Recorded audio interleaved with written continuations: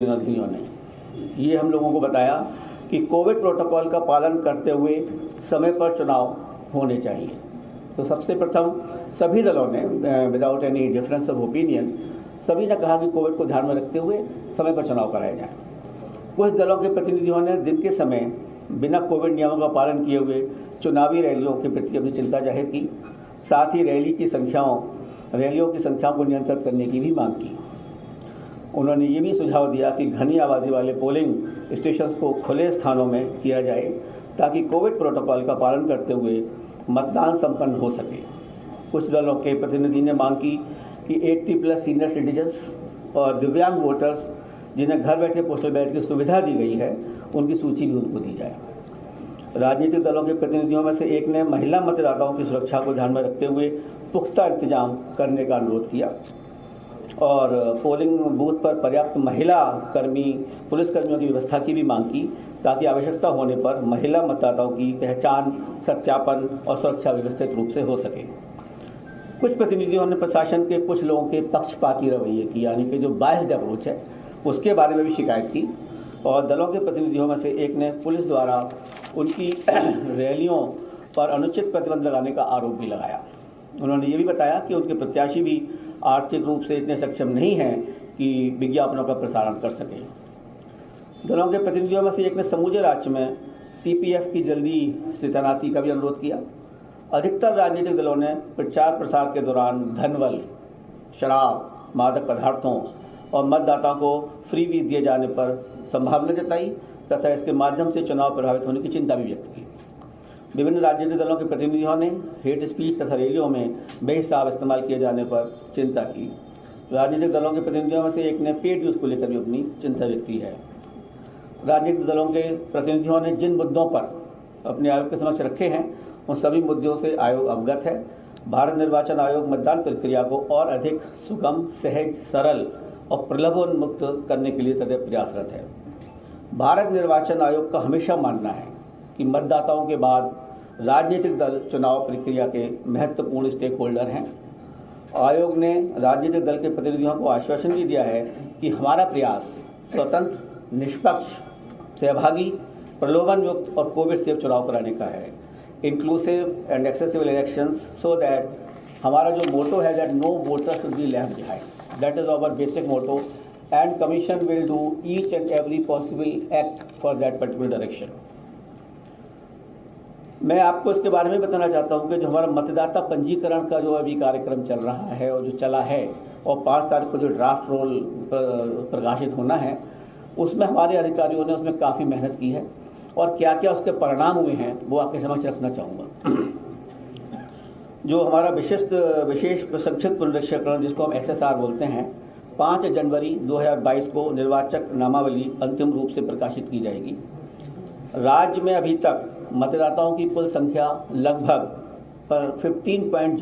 15 करोड़ से अधिक है। अंतिम प्रकाशन पर मतदाताओं के वास्तविक आंकड़े स्पष्ट होंगे। इसके बाद भी नामांकन दाखिल करने का आखिरी तारीख तक भी मतदाता क्लेम्स ऑब्जेक्शन सबमिट कर सकते हैं। असल में कुछ लोगों को ये भ्रांति है कि जब ये प्रकाशित हो रही है शायद हमारा नाम उसके बाद जिसमें ना लिखा जाए। तो मैं ये भी बताना चाहूँगा आपके ज़रिए सभी लोगों को कि ये प्रकाशित होने के बाद भी लोग देख लें, अगर किसी का नाम उसमें नहीं लिखा गया है या किसी का नाम कटने से भी रह गया है तो उस तरह के सारे क्लेमों को वो जो हमारे नॉमिनेशन की आखिरी दिन होती है उस तक वो अपने क्लेम्स और ऑब्जेक्शन फाइल कर सकते हैं। तो अभी ये नहीं है कि जी खत्म हो गया अब हमारा नाम कैसे जुड़ेगा। तो ये जो चिंता है किसी के भी दिमाग में वो आप ही उसको निकाल सकते हैं, आप ही वहाँ तक हमें पहुँचा सकते हैं। विशेष संक्षिप्त पुनरीक्षण 2022 के दौरान अब तक 52.8 लाख 52.8 लाख नए मतदाताओं को इलेक्टोरल रोल में सम्मिलित किया गया है, जो कि अपने आप में एक रिकॉर्ड है। इसमें लगभग 23.92 लाख पुरुष और 28.86 लाख महिला मतदाता हैं।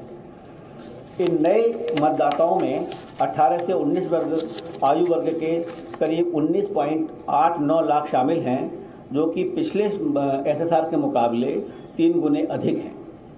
यानी कि पिछली बार जो ये 18 से 19 तक के मतदाता थे, इनका परसेंटेज पूरे इलेक्टोरल रोल में कुल 0.51% था, जो कि बढ़कर अब 1.32% हो गया है। हमारा ये उद्देश्य है कि जितने लोग भी 18 साल 1 जनवरी 2022 को हो रहे हैं, वो सभी इलेक्टोरल रोल में शामिल हों। और इसके लिए हमारे अधिकारियों ने बहुत ही डिफरेंट तरह से प्रयास किया। कॉलेजेस में जो इलेक्टोरल लिटरेसी क्लब बनाए, लोग वहाँ पहुँचे जाके और उनसे अनुरोध किया, उनके वो फॉर्म भरवाए गए 6, जिसकी वजह से ये 3 गुना अधिक जो एनरोलमेंट हुआ है। ये इसके लिए अफसरों ने बहुत अधिक कार्य किया है। और एक बहुत और अधिक उपलब्धि हुई है महिला सशक्तिकरण के बारे में, जो महिलाओं को अधिक से अधिक वोटर बनाया गया है। पिछली बार जो इलेक्शन हुआ था 2017 में, उसमें हमारा जो जेंडर रेशो था वो कुल 839 था, यानी कि 839 महिलाएं 1000 पुरुष। अब हमारे सामने बहुत बड़ी चुनौती थी कि भाई इसको महिलाओं को भी अधिक से अधिक लोगों को उसमें भर्ती किया जाए, इसमें इनकी एनरोलमेंट किया जाए। तो हमारे अधिकारियों ने आंगनवाड़ी वर्कर्स, आशा वर्कर्स, ब्लॉक लेवल ऑफिसर जो फीमेल हैं, उनको घर घर भेजा, उन लोगों से बात की और उन लोगों को समझाया कि आपका मताधिकार में होना बहुत आवश्यक है और आपको अपना मत का प्रयोग भी करना है और आप अपनी मतदाता सूची में शामिल हों। उसकी वजह से जो ये बढ़ा है 839 जो 2017 में था, उससे बढ़कर ये 868 पहुँच गया है, जो कि 29 पॉइंट प्रति 1000 के हिसाब से जो बड़ा है। ये एक अपने आप में एक काफ़ी बड़ा वर्क है। और आप देखते होंगे कि जो पूरे शामिल हुए हैं उसमें 23.92 लाख पुरुष और 28.86 लाख महिला मतदाता हैं। तो जो महिला मतदाताएं बढ़ी हैं वो रफली 5 लाख ज़्यादा हैं पुरुषों के मुकाबले। तो ये जो इस दिशा में काम किया गया है, इसका रिजल्ट भी बहुत अच्छा आएगा, जो कि वोटर टर्नआउट जो मैं आपसे बाद में डिस्कस करूंगा उस पर भी इसका प्रभाव पड़ेगा और पूरा महिलाओं का इसमें पूरा योगदान रहेगा। ये हमारा एक अथक प्रयास है। और इसके बाद सभी डीओ को इंस्ट्रक्शन भी दे दिए गए हैं कि मतदाता सूची से जुड़ी शिकायतों का अगर किसी को 5 तारीख के बाद जो भी हमारा प्रकाशित होगा उसमें किसी की शिकायत रह गई है, उसके बाद भी उसकी शिकायत को अटेंड करें और उसका तुरंत निस्तारण करें। सारे लोगों से हम लोगों ने, जितने भी डिस्ट्रिक्ट मजिस्ट्रेट और डीओस थे, सबसे पूछा है कि उन्होंने सभी पॉलिटिकल पार्टीज के साथ मीटिंग की है, उन्होंने अवगत कराया है, हमको विश्वास दिया कि सारी पॉलिटिकल पार्टी से मीटिंग हुई है, उनके मिनट्स बने हैं और किसी भी पॉलिटिकल पार्टी का कोई भी ऐसी शिकायत नहीं है जिसका कि निस्तारण अभी तक नहीं किया गया है। उसके बावजूद भी आदेश दिए गए हैं उनको कि अगर किसी की भी शिकायत आती है उसका तुरंत निस्तारण करें और उनके साथ मीटिंग करें। मुख्य निर्वाचन अधिकारी ने हम लोगों को ये भी अवगत कराया, क्योंकि हमारा जो प्रयास है दिव्यांगजनों के लिए, सीनियर सिटीजन्स के लिए एक समाज कार्यकृत है और आयोग उसमें चाहेगा कि उनकी भागीदारी पूरी तरीके से हो। तो अभी तक जो पोजीशन है उसके हिसाब से इस राज्य में 10,64,266 दिव्यांग मतदाता हैं और 80 वर्ष से अधिक आयु के जो मतदाता हैं वो 24,03,296 मतदाता हैं और 2,97,442 सर्विस मतदाताओं को भी आइडेंटिफाई किया गया है। सभी मतदान पूरी तरीके से एक्सेसिबल होंगे, जहां पर हमारे दिव्यांगजनों को कोई परेशानी न हो, जहाँ हर तरह से सुविधा दी जाएगी जिससे कि वे सहजता से मतदान कर सकें। ये हमारा दायित्व है कि जो हमारे बुजुर्ग हैं और जो हमारे दिव्यांगजन हैं उनको हम मतदान के लिए प्रेरित करें और उनको अधिक से अधिक मतदान कराएं। हमारे इस प्रयास से अभी जो एक राज्य में इलेक्शन हुआ था, मैं आपको बताना चाहूँगा कि उसमें 90% जो दिव्यांगजन थे उन लोगों ने वोट दिया था। तो एक अपने आप में एक मिसाल है और हम चाहेंगे कि वो मिसाल हमारे इस राज्य में भी पूरी तरह से चले। और आपको जानकर खुशी होगी कि इस प्रदेश में पहली बार 80 वर्ष से अधिक आयु वर्ग के वरिष्ठ नागरिकों को, दिव्यांग मतदाताओं को और कोविड अफेक्टेड मतदाताओं को आयोग घर द्वारा घर पर ही बैठे हुए पोस्टल बैलेट की ऑप्शनल सुविधा प्रदान करेगा। मतलब कि आपकी इच्छा है, हम तो आपको चाहते हैं कि आप आए हमारे पोलिंग स्टेशंस पे, जो कि पूर्णतः आपके लिए सुरक्षित हैं। उसके बावजूद भी अगर कोई लोग नहीं आना चाहते, जैसे 80 प्लस के आदमी हैं, अगर वो नहीं आना चाहते हैं तो ECI will go to their doorstep. ECI is at the doorstep of these senior citizens, of these divyang persons and these persons who are absolutely COVID affected. We will go to their home. लेकिन इसमें पूर्णतः पारदर्शिता बढ़ती जाएगी। कुछ political parties का थोड़ा सा कंसर्न था। मैं बताना चाहूँगा कि जो लोग भी इस तरह से अपने फॉर्म भरेंगे और जो इसमें आना चाहेंगे कि हम घर से ही वोट देना चाहते हैं, उनका नाम पॉलिटिकल पार्टीज को दिया जाएगा, जो हमारी टीम जाएगी उसकी वीडियोग्राफी होगी, टाइम बताया जाएगा। और ये भी मेंटेन किया जाएगा सीक्रेसी डिस्टर्ब ना हो, because ultimately it has to be secret ballot. So secrecy maintain रहे, लेकिन साथ में पारदर्शिता हो और निष्पक्षता हो। ये एक बहुत बड़ी चीज़ है और चुनौती है जिसको कि हम लोग पूरा करेंगे, और सभी लोगों को उसमें हम लोगों का सहयोग देना चाहिए कि अगर हम उनके घर पर जा रहे हैं, पहली बार इस तरह की सुविधा दी जा रही है, हालांकि बहुत से लोगों ने इसको नहीं लिया और उन्होंने कहा चूँकि ये तो एक पर्व है और हम लोग जाना चाहेंगे बूथ पर। तो जो हम लोगों ने बिहार में इस तरह से सबसे पहले शुरू किया था, तो वहाँ पे कुल 3% लोगों ने कहा कि हम आपको घर बैठे बैठे हम इलेक्शन करेंगे, बाकी लोग तो सब बूथ पर ही आए थे।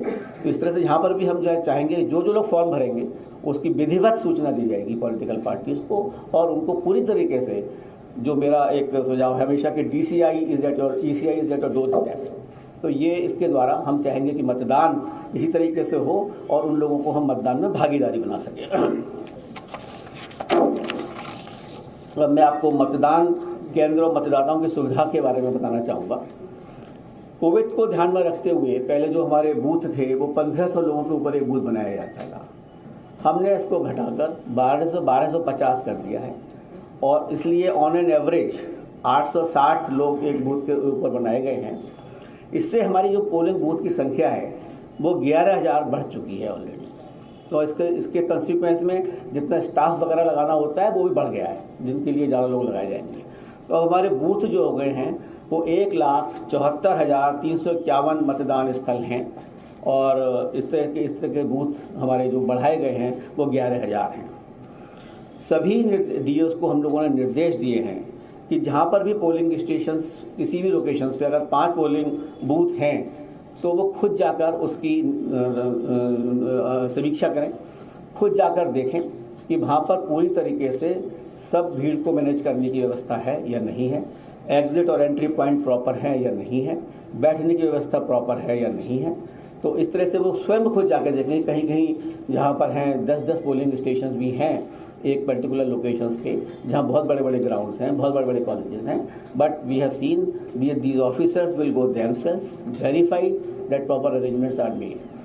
और ये हमारा चुनाव आयोग बिल्कुल इसके लिए प्रयासरत है कि सभी पोलिंग बूथ्स पर assured minimum facilities will be provided, meaning thereby that सभी पोलिंग बूथ्स पर पानी की व्यवस्था, शौचालय की व्यवस्था, बैठने की व्यवस्था, बिजली आपके लिए और दिव्यांगजनों के लिए एक जेंटल रैंप की व्यवस्था, हर जगह जो हमारे पोलिंग बूथ होंगे रैंप की व्यवस्था की जाएगी, जिससे कि व्हील चेयर की व्यवस्था की जाएगी और वॉलंटियर्स की व्यवस्था की जाएगी, और उनको पिक एंड ड्रॉप की फैसिलिटी भी फ्री में दी जाएगी।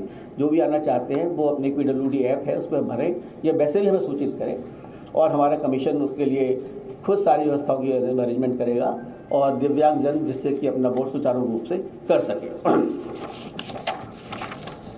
राज्य में 4030 मॉडल मतदान केंद्र बनाए जाएंगे, मतलब प्रत्येक असेंबली कंस्टिट्यूएंसी में लगभग 10 आइडियल पोलिंग बूथ होंगे, जिसमें कि बहुत अच्छी तरीके से जो भी स्पेस और जो भी होगा उसको दिखाया भी जाएगा, उसको करा जाएगा, so that everybody should see that what is the model this thing. और वुमेन पार्टिसिपेशन के लिए हम चाहते हैं कि महिला सशक्तिकरण पर, जैसे पहले बताया मैंने आपको, एक प्रॉपर अफेक्ट आना चाहिए, उनको इस भागीदारी में एक फीलिंग आनी चाहिए कि स्ट्रेंथ इज सेम। इस प्रदेश में कम से कम 800 all women manage polling station बनाए जाएंगे। 403 हमारी कंस्टिट्यूएंसीज हैं, लेकिन हम चाहते हैं कि कम से कम 800 ऐसे पोलिंग स्टेशन होंगे जिसमें पूरे कर्मचारी महिलाएं होंगी और सुरक्षा कर्मचारी भी महिलाएं होंगी। आपने शायद नीचे आने से पहले कुछ स्वीप की जो एक्टिविटीज़ नीचे हो रही थी वो शायद नीचे देखी होंगी आप लोगों ने, कि किस तरह से हम लोगों ने प्रयास किया है लोगों को बताने का कि महिला बूथ किस तरह से बनते हैं और दिव्यांगों को हम किस तरह से इसको मैनेज करेंगे। उस तरह की चीज़ें शायद आप लोगों ने देखी होंगी, और उसको जिन्होंने नहीं देखी हो वो देखें कि हमने नीचे एग्जीबिशन जो लगाई हुई है थोड़ी सी, उसको आप देखें, जिससे कि इसका प्रचार प्रसार आपके माध्यम से मैक्सिमम हो पाएगा। हम सब तक नहीं पहुंच सकते, लेकिन आपके द्वारा हम 15 करोड़ मतदाताओं तक जरूर पहुंच सकते हैं, ये मेरा पूर्ण विश्वास है। कुछ लोगों ने ये शंका व्यक्त की थी जब हम लोगों ने पूछा कि भाई ये पोलिंग परसेंटेज वगैरह क्यों कम है, तो कुछ ने कहा कि शायद कुछ मतदाताओं ने कि हम पे एपिक कार्ड कोई खो गया है शायद इसलिए हम वोट डालने नहीं गए। मैं बताना चाहूँगा कि एपिक कार्ड के अलावा 11 ऐसे दस्तावेज और हैं जिनके प्रूफ के द्वारा उनकी पहचान की जाएगी, और अगर उनके पास मतदाता एपिक कार्ड नहीं भी है तो उनके जरिए वो जा सकते हैं वहाँ पे और उनको वोट डालने का अधिकार पूर्ण दे दिया जाएगा। जैसे पैन कार्ड है, पोस्ट ऑफिस द्वारा जारी पासबुक है, मनरेगा कार्ड है और आपका आधार कार्ड है। इस तरह के कई 11 हमारे दस्तावेज हैं जिनके थ्रू वो जा सकता है, और कोई ये मतलब फील ही ना करे कि मेरा नाम अगर सूची में है और मुझ पर कोई एपिक कार्ड नहीं है तो मतदाता मैं कार्ड अपना उपयोग नहीं कर पाऊंगा, क्योंकि सबसे इम्पोर्टेंट चीज़ है अब वोट डालना। उसके लिए हमारा आयोग जो भी संभव प्रयास होगा उसमें कहीं पीछे नहीं हटेगा, और अगर आपको भी कोई सजेशन देने होंगे तो आप हमें भेजें और हम चाहेंगे कि हमारे इस प्रदेश का टर्नआउट भी बढ़े, वो भी बहुत आवश्यक है, जिसके बारे में मैं आपको बताना चाहूँगा। जैसे कि 2019 के चुनावों से भी हो रहा है, इस बार भी उत्तर प्रदेश में सभी बूथों पर ईवीएम एंड वीवीपैट सभी बूथों पर लगाई जाएगी, और ऑनरेबल सुप्रीम कोर्ट के आदेशानुसार हर असेंबली कंस्टिट्यूंसी में कम से कम 5 पोलिंग स्टेशन की वीवीपैट स्लिप्स को ईवीएम काउंट से मैच किया जाएगा।